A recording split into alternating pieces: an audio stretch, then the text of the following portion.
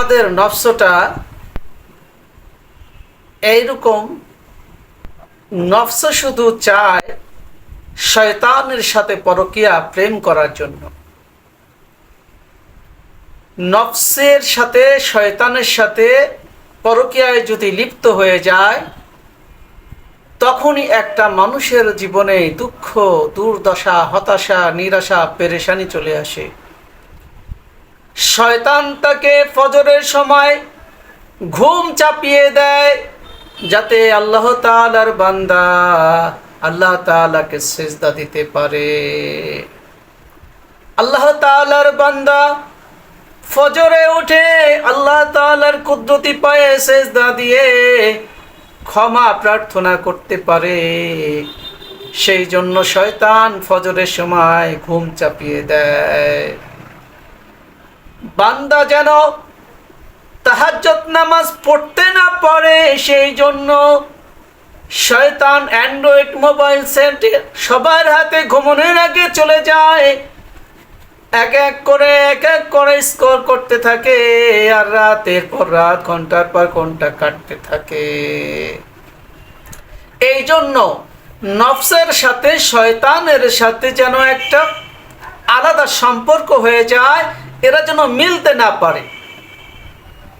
আপনার বাসায় আমার বাসায় যখন আমার বাড়ির মেয়ের সাথে দূর দূরান্তের একটি ছেলের সাথে সম্পর্ক হয়ে যায়, তখন তাদের মাধ্যম থাকে হলো ফোন, মোবাইল।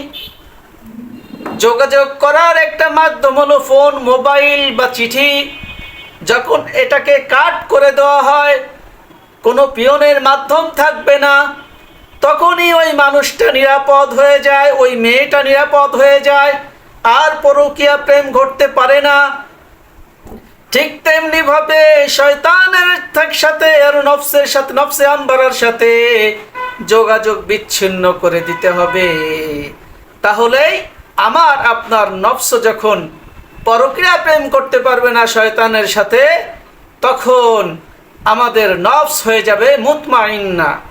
কারণ তখন নেতৃত্ব দিবে এই ক্ষুদ্র রাজত্ব বিশ্বের মধ্যে, নেতৃত্ব দিবে রূহ এবং মানবত্তা, এই দুইটি, অর্থাৎ আকল এবং বিবেক, রূহ, এই ফেরেশতার আত্মা, মনুষ্যত্বের আত্মা, এই দুই আত্মা যখন এই কলবটাকে নেতৃত্ব দিবে, তখন এই কলবের উপরে আল্লাহ তাআলার রহমত নাজিল হবে, আর নফস চেয়ে চেয়ে উবশ্যতা স্বীকার করে নেবে। সুবহানাল্লাহ। ইলাহি নফস শয়তান দর কমিনাস্ত, ইলাহি নফস শয়তান দর কমিনাস্ত, যে তাকওয়ায়ে ইবাদত কুন হাসারাম। নফস আম্বারা খুবই একটি শক্তিশালী ক্ষুদ্র জিনিস, যাকে বাতাস হাওয়া দিয়ে তৈরি করা। এই ছোট্ট জিনিসটা শক্তিশালী, মহাশক্তিশালী একটি জিনিস। এই নফসে আমবারা তিনটে জিনিস দিয়ে তৈরি করা হয়েছে। তিন জিনিস দিয়ে নফসে আমবারাকে আল্লাহ তাআলা তৈরি করেছেন। কিতাবের মধ্যে আছে নফসে আমবারা। এক নম্বর হলো হিংস্র পশুর আত্মা, এর মধ্যে আছে নফসে আমবারার মধ্যে হিংস্র পশুর আত্মা, জানোয়ারের আত্মা এবং শয়তানের আত্মা, অর্থাৎ এই সমস্ত গুণাগুলি এই নফসে আমবারার মধ্যে আছে। যার কারণে নফস শয়তান এই নফসকে কখনো আল্লাহ তাআলা যখন পরিপূর্ণ হয়ে যায় নফসটা, তখন আল্লাহ তাআলা ডাক দিয়ে নফসকে কি বলে? ইয়া আইয়াতুহান নাফসুল মুতমাইন্না, হে পবিত্র নফস, হে পবিত্র আত্মা। নফসকে যখন ডাক দেয় আল্লাহ, কখন? যখন এই নফসটাকে এই তিন চরিত্র থেকে, কয় চরিত্র, কয় গুণ, যেই গুণগুলো দিয়ে এই নফসে আমবারাকে তৈরি করা হয়ে গেছে, মনে রাখবেন আপনারা, তিন গুণ। কয় গুণ? তিন গুণ।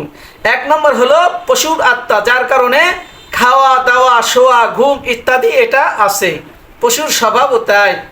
এবং হিংস্র জানোয়ারের আত্মা, যার কারণে সে রক্ত, হিংসা, বিদ্বেষ, এই সমস্ত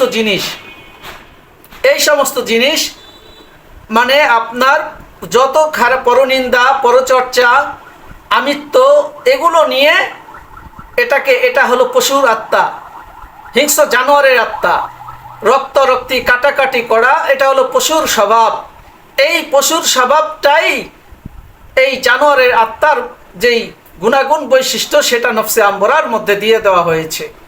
এবং শয়তানের আত্মা অর্থাৎ শয়তানের যে গুণাবলী, শয়তান যা পছন্দ করে, অহংকার, মিথ্যা, প্রতারণা, ধোঁকাবাজি, এই ছোটোখাটো বিষয়কে ধরে নিয়ে অনেক বড় তৈরি করে জনসমাজে ফিতনা তৈরি করা, এই সমস্ত কিছু গীবত শিকায়েত সব কিছু এই শয়তানের স্বভাব। এইটা হলো তৃতীয় নম্বর। এই তিন গুণ দিয়ে নফসে আম্বারা তৈরি হয়েছে। এই কারণেই নফসে আম্বারার উপরে যখন আপনি মুজাহাদা লাগাবেন, আল্লাহ রসুল যেই পদ্ধতিতে জিকির শিখিয়েছে, আল্লাহ রসুলের অনুসারে যারা আছে উলামায়ে কেরাম, হক্কানি রব্বানি উলামায়ে কেরাম যে জিকির শিখিয়েছে, নফি ইসবাতের জিকির, নফসকে না বলো, কলবকে রূহ দিয়ে হা বলো, আল্লাহর ইবাদত করো। নফসকে, নফস যেই আল্লাহ তাআলা যেই নফসে আম্বারা দিয়েছে, এই নফসে আম্বারার মধ্যে যে গুণগুলো আছে, হ্যাঁ, যে খারাপিয়াত, এই খারাপিয়াতকে বেকুলসিত যে যত খারাপিয়াত আছে এই নফস মধ্যে থেকে নিংড়াইয়া চিপড়াইয়া বাইর করতে ফেলতে হবে।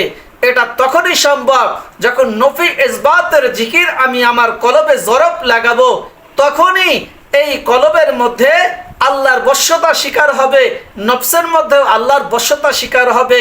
যখন আমি বলবো লা, নাই কোনো কিছু ইল্লাল্লাহ, আল্লাহ সারা, লা ইলাহা, কোনো কিছু নাই, কোনো অহংকার নাই, কোনো আমিত্ব নাই, কোনো পরনিন্দা নাই, কোনো খাওয়া দাওয়া নাই, কোনো অহংকার নাই, কোনো বেদাত নাই, কোনো শিরক নাই, সমস্ত কিছু যখন এই কলব থেকে বের করা হবে লা বলে, লা ইলাহা ইল্লাল্লাহ, লা ইলাহা ইল্লাল্লাহ, মানে আমি নফসকে জবাই করলাম। ও নফস, তোমার মধ্যে যে চরিত্র আছে, মিথ্যা কথা বলা, অহংকার করা, আমিত্ব করা, রক্তারক্তি কাটাকাটি করা, পরের ভালো গুণকে সেগুলোকে লক্ষ্য না করে তুমি তোমার রাজত্বকে কায়েম করতে চাও। মন তুমি যা চাও সমস্ত কিছুকে আমি জবাই করে দিলাম। লা ইলাহা ইল্লাল্লাহ, আল্লাহ তাআলাই আছেন, আল্লাহ তাআলাই আছেন, আল্লাহর হুকুমতি চলবে এই ক্ষুদ্র বিশ্বের মধ্যে, এই মহাবিশ্বের মধ্যে আল্লাহর রাজত্বই চলবে। লা ইলাহা ইল্লাল্লাহ মুহাম্মাদুর রাসূলুল্লাহ, সমস্ত জায়গায় আল্লাহর রাজত্ব চলবে, আর কারো রাজত্ব চলবে না। আমার 3.5 হাত বডির মধ্যে আল্লাহ তাআলার রাজত্ব চলবে। এই মহাবিশ্বর মধ্যে আসমান জমিন যা কিছু আছে সব কিছুর মধ্যে আল্লাহ তাআলার হুকুম চলবে।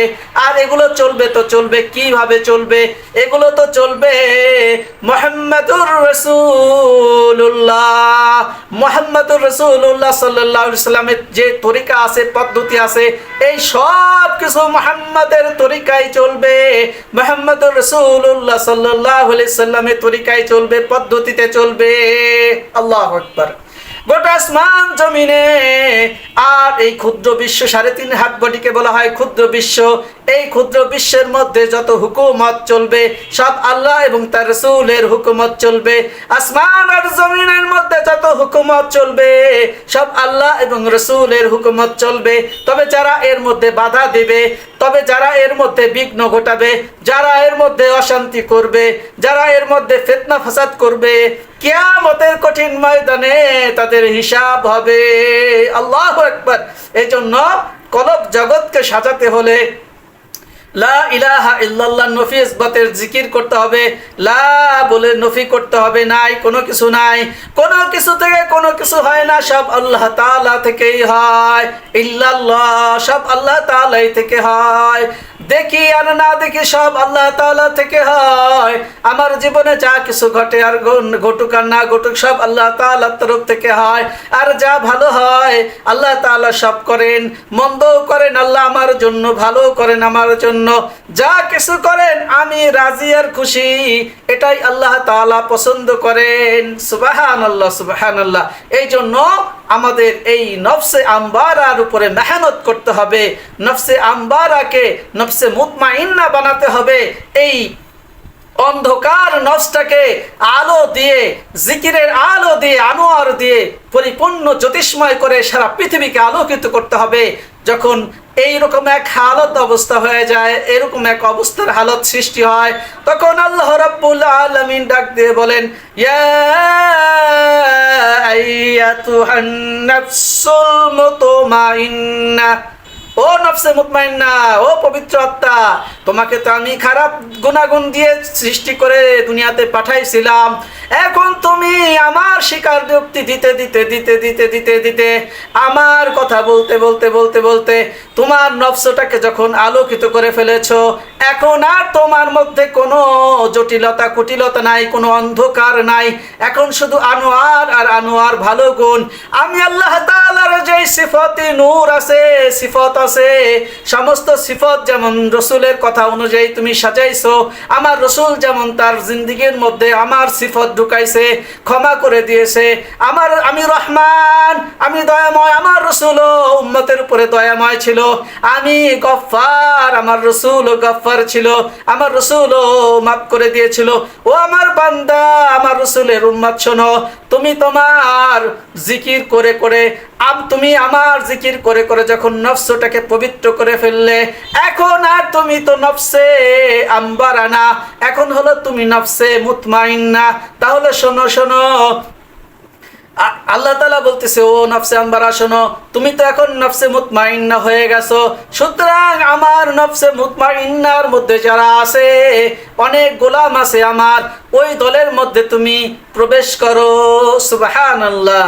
ইয়া আইয়াতুহান নাফসুল মুতমাইন্নাহ ইরজিই ইলা রাব্বিক, তুমি তোমার রবের নির্দেশিত পথে আসো, যারা ছিল তাদের এই একই পথে তুমি আসো।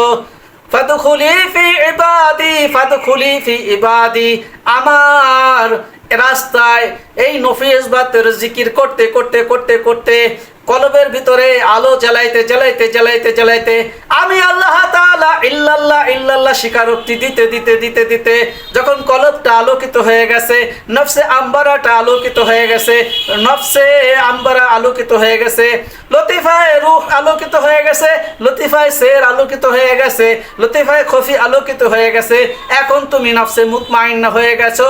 আর আমার দলে এইরকম অনেক লোক আছে, ফাদখুলি ফি ইবাদি, ওই দলের মধ্যে তুমিও চলে এসেছো। সুবহানাল্লাহ। সুতরাং চলেই যখন এসেছো, তাহলে জেনে রাখো, ফাদখুলি ফি ইবাদি, ও আমার বান্দা, তুমি আমার খাঁটি গোলাম হয়ে গেলে। অদখুলি, এবং গোলাম যেহেতু হয়ে গেছো, তাহলে আমি আল্লাহ তাআলার জান্নাতের মধ্যে তুমি প্রবেশ করে নাও। সুবহানাল্লাহ। অদখুলি জান্নাতি, ও আমার বান্দা, তুমি আমার জান্নাতের মধ্যে ঢুকে যাও। সুবহানাল্লাহ।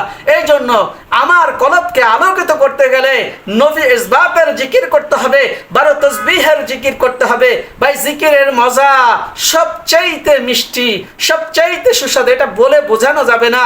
এই জন্য কলবের উপরে আল্লাহু আল্লাহ, আল্লাহু আল্লাহ, अल्लाह अल्लाह क्या मुबारक नाम है, अल्लाह अल्लाह क्या मज़ाकी नाम है, अल्लाह अल्लाह क्या मुबारक नाम है, अल्लाह अल्लाह मोमिनों का काम है। আজকে আমরা কাজ বানায় নিছি, দুনিয়ার কাজকে কাজ বলি। যারা আল্লাহ আল্লাহ করে তাদেরকে আমরা বলি, তুমি কি কাজ করো? তুমি তো কোনো কাজই করো না। ও আমার ভাই, আল্লাহ তাআলা বলেছে, ও আমার বান্দা, আমি জিন ও মানুষকে আমার গোলামি করার জন্য সৃষ্টি করেছি। তোমরা শুধু আল্লাহ আল্লাহ আল্লাহই করবা, শুধুমাত্র 24 ঘন্টা আমি আল্লাহ তাআলার গোলামি তোমরা করবা। খাইতে যাবা আল্লাহ কোবা, ঘুমাইতে যাবা আল্লাহ কোবা, অফিস করতে যাবা আল্লাহ কোবা, তুমি জজ কোর্টে বসতে যাবা আল্লাহ কোবা, তুমি কলেজের প্রিন্সিপাল কলেজে যখন প্রবেশ করবা তখন আল্লাহ কোবা, ক্লাস নিতে যাবা আল্লাহ কোবা, তুমি রেল চালাইতেছো আল্লাহ কোবা, তুমি বাস চালাইতেছো তুমি আল্লাহ কোবা, তুমি রিক্সা চালাইতেছো আল্লাহ কোবা, তুমি দোকান করতেছো তুমি আল্লাহ কোবা, তুমি নৌপথে নৌকা চালাইতেছো আল্লাহ কোবা, তুমি হাঁটতেছো তুমি আল্লাহ কোবা। সব জায়গায় শুধু আমি আল্লাহ তাআলার নামই থাকবে। তাহলে জেনে রাখো, ও আমার বান্দা, কুলিল্লাহুম্মা মালিকাল মুলক, ও আমার বান্দা তুমি জানো আমি আল্লাহ তাআলাই সমস্ত জগতের বাদশাহ। সুবহানাল্লাহ। এই জন্য আমার কলব জগৎকে, আমার আত্মিক জগৎ, বাহ্যিক জগৎ, সমস্ত জগৎকে নফি ইসবাতের জিকির দ্বারা সাজাইতে হবে। যা কিছু হয় সব আল্লাহ তাআলা থেকেই হয়। লা